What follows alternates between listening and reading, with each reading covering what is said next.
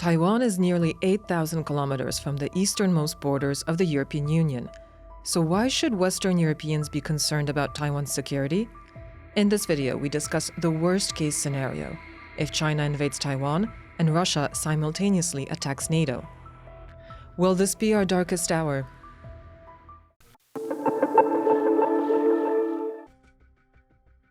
The global security system can be described as a network. This means it's a mistake to look at a potential war with Russia only in terms of what's happening in Europe.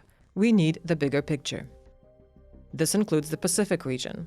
There are grounds to believe that Russia would welcome a war between China and the US.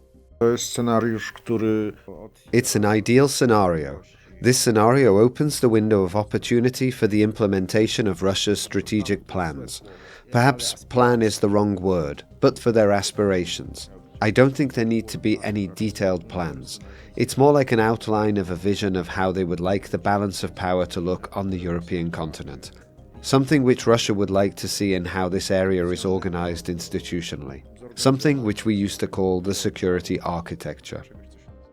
This may mean that, should a war break out in the Pacific, Russia could launch hostile actions against NATO members. This would be an opportunity which Russia could not waste. It would consider that sinful.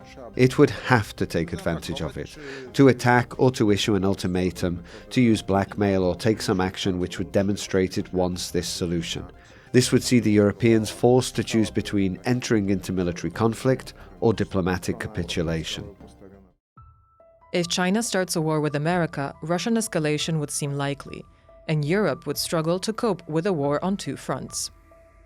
All the calculations we're making today around what a conflict could look like with Russia are currently, in one way or another, narrowed down to the strength of both sides, to the production capacity of both sides, the capability of NATO's and Russia's armies.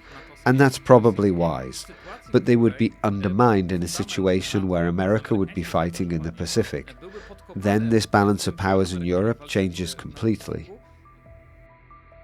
The first problem concerns the American forces. Fighting on two fronts will be hard for them. At present, in line with many defense strategies and military strategies of the American armed forces, they are preparing for a full-scale war with an enemy which, in the region of the war, will have a similar military potential to the US. For the Pentagon, the biggest potential military problem is a war of this type in two geographic regions at the same time, meaning in Europe and the Pacific, because there are only two enemies of this kind, China and Russia. The American Navy would have the biggest problem with this due to the size of the Pacific region. It will simply pull in all of America's naval forces, and the US Navy will disappear from all the world's geographical regions, except the Indo-Pacific. This creates a raft of problems for us in Europe. Above all, somebody needs to shield the convoys coming from the American continent to Europe from attacks from Russian submarines. Somebody needs to dog the Russian fleet in the high north. It's not presently active, but it has one aircraft carrier which could be used to threaten our forces, and that's a challenge for the European partners and the navies of the European countries, which will be responsible for that. European navies generally use American missiles, which the Americans will need in the war with China in the Pacific. So let's say they will have to ration the use of munitions because they're produced in the United States. They may accelerate production, but it will be a slow increase. Aviation will also face challenges. At present, the US Air Force performs the majority of capabilities for in-flight refueling and for reconnaissance and command, meaning AWACS. And due to the Pacific region, these capabilities will simply disappear from Europe because they will be moved to the most important American front. Both the Donald Trump administration and the Joe Biden administration have stated clearly that the Pacific is the most important, not Europe. And the supplies will be sent there, and Europe will have a shortfall of those supplies, so the European countries already need to invest in them. At present, Beijing is wary of military cooperation with Russia. China knows that were it to openly help Russia, it would be crossing one of the West's red lines. Due to concerns about a break in economic relations, it has decided not to cross this red line. Natomiast jeżeli mówimy o tym najczarniejszym scenariuszu, But if we're talking about the darkest scenario, in which the Chinese are already in conflict with the US and have already crossed all the West's red lines, in this case Beijing's hesitation will disappear. What's more, I think that we are discussing a certain abstract and fortunately rather unlikely scenario. But in the darkest scenario, Beijing is de facto in a state of war and needs to make calculations. How does the American network of allies look? Where is its production capacity? Because a war of this scale is based on production capacity and mobilizing the entire society. And it's in Asia where there would be a war, in North America and in Europe. And I think it would be somehow natural for China to help Russia to disrupt this European element of the American network of allies.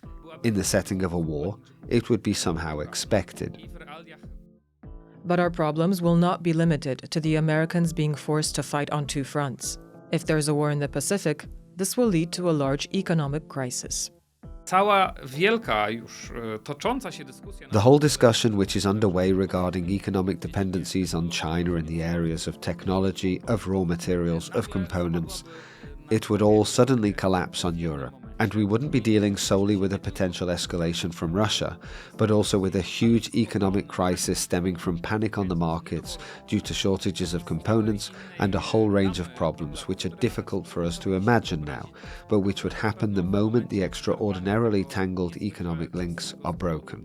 And these potential economic consequences would have an immediate negative impact on our defense capabilities. Because in order to produce weapons, ammunition and modern systems, armaments, drones, etc., we need components. Even if they're not from China, then from Eastern Asia, the Pacific. Look at processors, for example. Europe wouldn't have access to them. The scenario of a full-scale war in the Pacific is only one of many, nor is it the most likely. We discussed the alternative scenarios in a previous video on this channel. Trzeba powiedzieć, że na dzień dzisiejszy ten najczarniejszy scenariusz, pełnoskalowa wojna, nie jest... It needs to be stated that at present, the darkest scenario of a full-scale war is not the most likely due to many factors. The first one is that both Beijing and Washington are aware that the risk of conflict is rising, and they're trying to maintain bilateral contacts. Both Beijing and Washington know that they are unable to solve this conflict structurally, but they are trying to provide a framework for it, for example with direct telephone calls between the Chinese and American armies.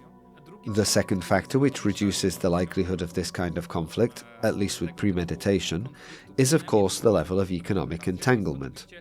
The argument that economic links make war impossible has been proven wrong many times in the 21st century.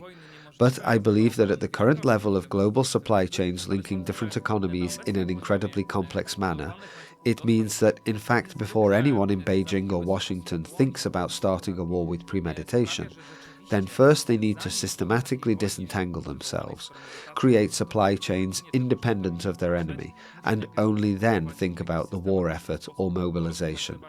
It's worth mentioning that both China and America are trying to do this. The Chinese are trying to become independent technologically.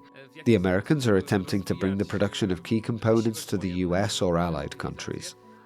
These processes are tackling the high density of the global economy because this business tangle which grew and linked China to the US, which linked the global north to China, it's hard to untangle it overnight. It's incredibly expensive. But even a limited war will have consequences. Nie musi być tak, że na Pacyfiku wybuchnie It might not be the case that a full-scale war breaks out involving all the global economies. Nevertheless, even lower thresholds of escalation will affect us indirectly. This could mean various types of hybrid scenarios against Taiwan. It could mean the South China Sea, the East China Sea, or different kinds of territorial disputes between China and Japan or its other neighbours, or perhaps North Korea, which could potentially escalate.